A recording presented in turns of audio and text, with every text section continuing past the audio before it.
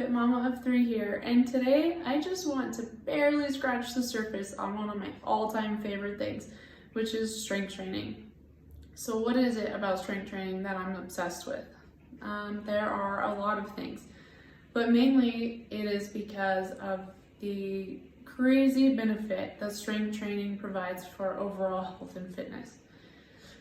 And the big thing about it is that it's not just beneficial for athletes, it's beneficial for every population, from adolescents to elderly, to people, to special populations such as pregnant women and people fighting cancer. It is so important to improving daily life, overall daily life. It is crazy important. So there are lots of health benefits that come from strength training. Obviously there's an increase in muscle strength, that's kind of a given, but there's also an increase in things like bone cell reproduction. Strength training stimulates that cell reproduction. That also occurs in reproduction of cells in tendon and ligaments. You also have a lot of health benefits for the aging population if they strength train. It helps avoid health issues such as osteoporosis, other bone density issues, osteoarthritis. It also just improves their daily living. It helps aging population not lose balance so much. It helps them keep their strength up where they can continue to do things on their own. So it's wildly good for you. So a couple more things before I get into the bulk of the video and show you a few lifts. Just a note on when I say adolescents, I'm not suggesting that you sign your 4-year-old up for a strength training program. I'm talking about the importance of strength training for like middle school to high school aged kids. What is important though for real young kids is to be exposed to the environment, to the weightlifting, strength training environment, to watch their parents engage in strength training and learn about it and understand its importance. That is so important because it sets them up to be better, to live that type of lifestyle, at least gives them a better chance of living that lifestyle when they are adults. And when they are young adults, they are more likely to engage in those type of activities. So it is still important for real young kids to be exposed to it. As far as strength training for middle school, high school age kids, in the past there's been some debate over the subject, but if you look at real widespread research, it's just as good for them as it is for anyone else. The problem that you run into is people that don't know how to strength train adolescents, and that's where you kind of run into some issues. But if adolescents have somebody working with them that is knowledgeable and that really knows how to work strength train with adolescents, it just sets them up to be that much better and increasing their athletic performance, increasing their overall health as well. So what I really want to do today is just show you a few really known, recognized, most people have at least heard the term of the lifts. I want to talk about squats and deadlifts, and we're also going to go over a little bit of push-ups and bench press.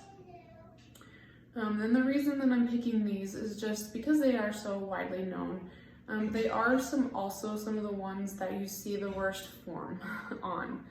And so that's where I want to come in. I just want to show you some cues, some lifting cues and proper form so you can do those lifts correctly and where you get the most benefit out of it.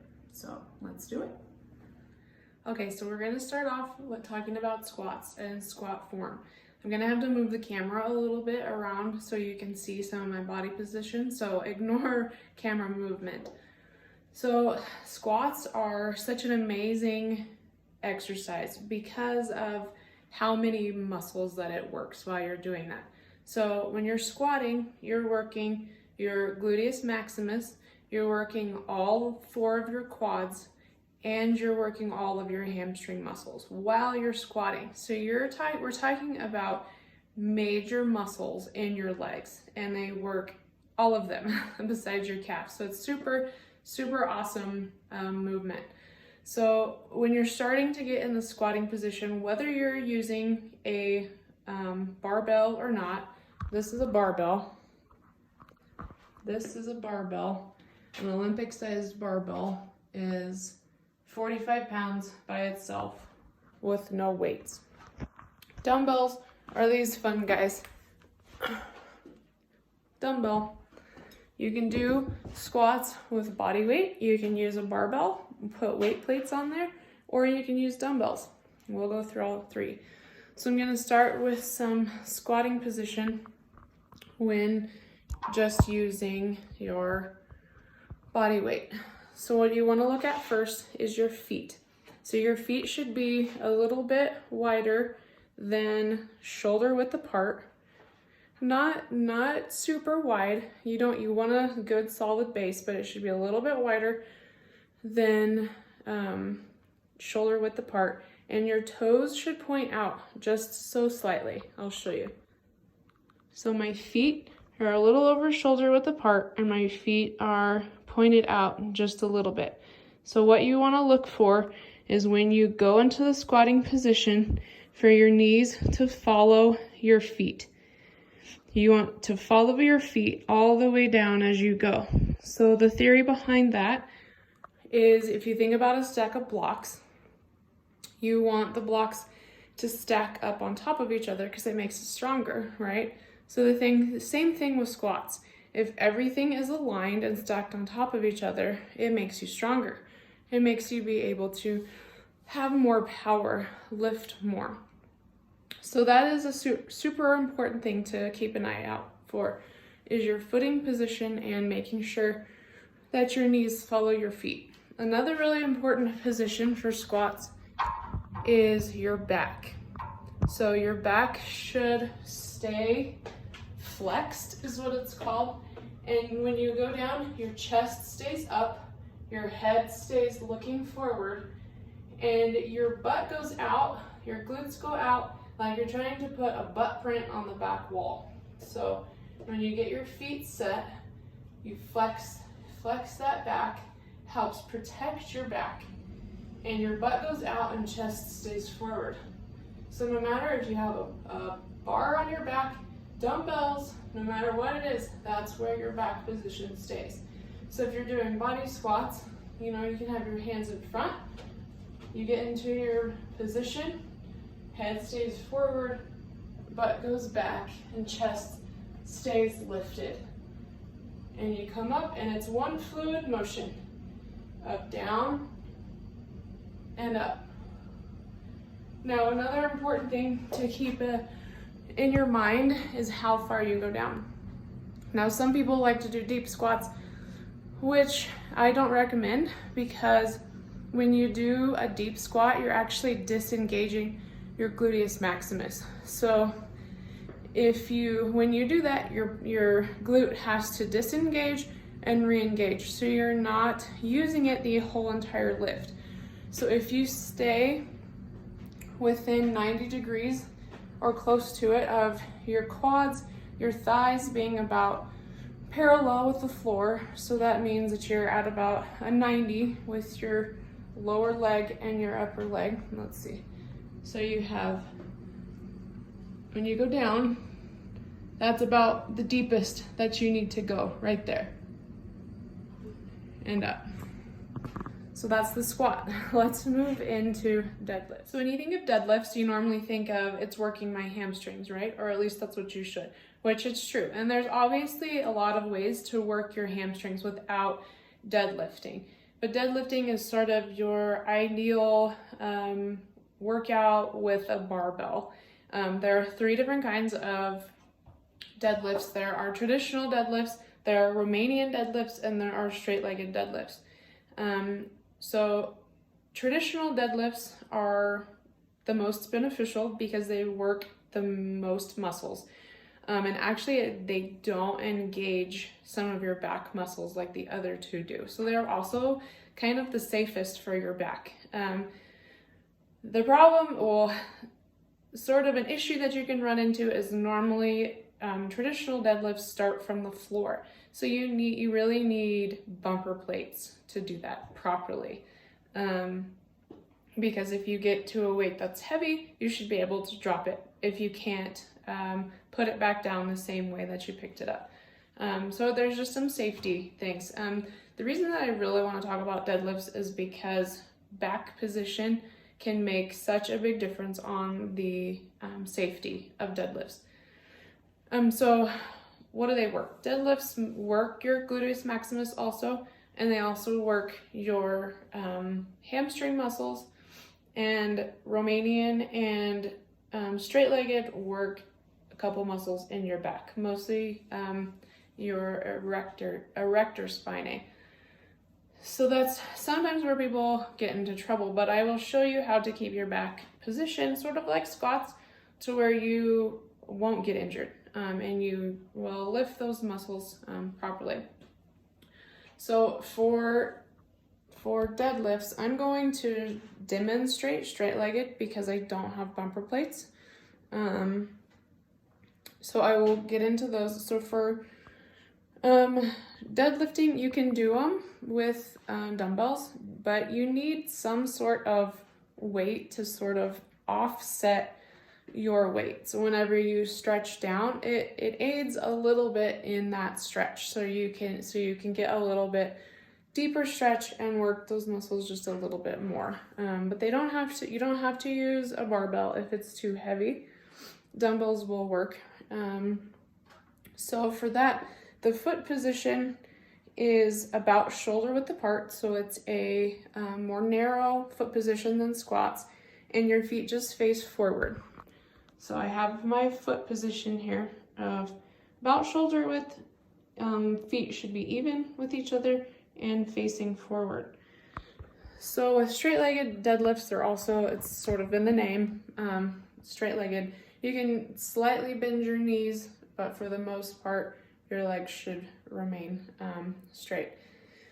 So a grip for deadlifts, a little bit more tricky. I recommend just getting into the habit of using an alternated grip on the bar, because once you get to a point where deadlifts are heavy, the alternated grip actually allows for you to keep your grip on heavier weight. So an alternated closed grip, which means that your thumb is wrapped as well. Okay, so an alternated grip on a barbell means one hand is overhanded and the other hand is underhanded. So it looks like this on the bar with your thumbs wrapped. So I'll demonstrate on the bar. You should also have a natural position. It's about just where your arms would fall naturally down by your side, and that should be about your grip width. It's not a wide grip. So you have your alternated grip on the bar about shoulder width apart. You can use just a regular overhanded grip. It works. I just like to get into this habit. So then once you have your foot position, you have your grip ready. The next comes your back position. So it's sort of that same position as a squat, as far as you have to make sure that your back stays flexed. Stick that butt out. Make that butt print on the back wall. That is what is going to help protect your back for these. So you have your foot position and your grip, you have your back flexed. So for straight-legged deadlifts, you keep your back flexed the whole time you're lifting. No rounding. You do not round out your back. It stays flexed. You go down, until you feel that stretch, and then you come back up to starting position. Your back, I cannot emphasize enough how important it is to keep that back flexed. Down and up. So that's deadlifts. Next, we will go into more push-ups, I would say, than bench press, but I'll talk a little bit about it. So let's jump into it. Okay, I'm gonna harp on push-ups a little bit because it's one of my pet peeves about a couple things that people do while they're doing push-ups. So I'm going to show you how to do them correctly. Most people know the push-up position. You know, a little bit of note is make sure that you're flat, you know, that your butt stays down, and that you're not, you know, I mean, you work different muscles depending on your width. A general push-up width is about shoulder width apart, but one thing that really bothers me, so we'll go ahead and get into it, and I might have some help with my 2-year-old because I'm on the floor, so if I do, I apologize. So when we get into that push-up position, it's pretty standard. Butt stays down, about shoulder width apart. Your hands go forward. Now, you shouldn't round your head down, and obviously you shouldn't look up. It stays pretty neutral, your head position does. Now, my pet peeve is when people do not use the full range of motion in a push-up. If you do not go the full range of motion, a lot of people that I see stay around right here. That's not a push-up, guys. That's not getting the benefit from the workout, from the push-up. You gotta go all the way up. Use that full range of motion. So, you go down and back up. You have to fully extend those elbows. Okay, last but not least, I'm just gonna real quickly touch on bench press. Generally, form is not too much of an issue. I just want to give you some reminders. One thing is points of contact on the bench itself. They call it, there should be 5 points of contact. So your head, your shoulders, your butt, and then your feet. You should have both feet solidly on the floor, not up on the bench. On the floor. So feet are on the floor, butts on the bench, shoulders on the bench, head on the bench. Then you grab that bar. One thing to keep in mind is thumbs should be wrapped. Wrap those thumbs. None of this business. It's a safety thing.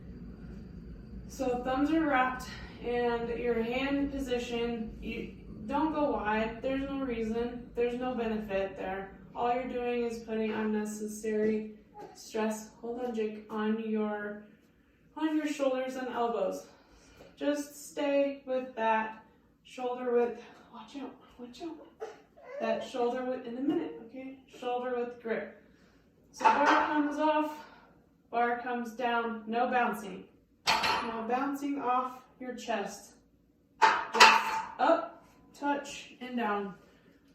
Bouncing is not going to help anything except possibly injure you.